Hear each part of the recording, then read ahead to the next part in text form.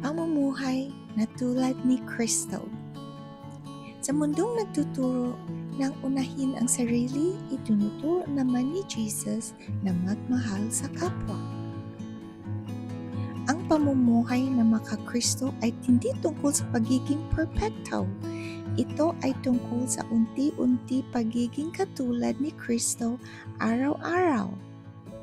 Pagpili ng kabutihan kahit mahirap, pagpapatawad kahit masakit, pagiging mapagpakumbaba sa mundong puno ng pagmamataas.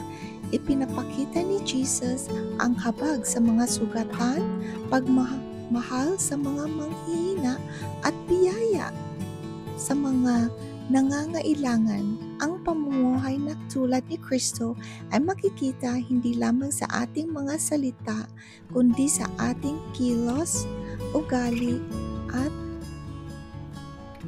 paraan ng pakikipagtungo sa iba. Minsan, ang pinakapangyarihang mensahe ay hindi nanggagaling sa entablado, kundi sa simpleng pamumuhay na may pagmamahal at pananampalataya. Naway maipakita natin ang liwanag, biyaya at pagmamahal ni Kristo saan man tayo naroroon. Sabi sa 1 Juan 2:6, ang nagsasabing siya'y nananatili kay Kristo ay dapat mamuhay tulad ng kanyang pamumuhay.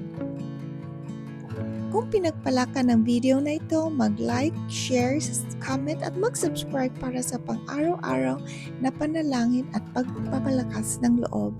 Sa susunod na video, God bless. Bye!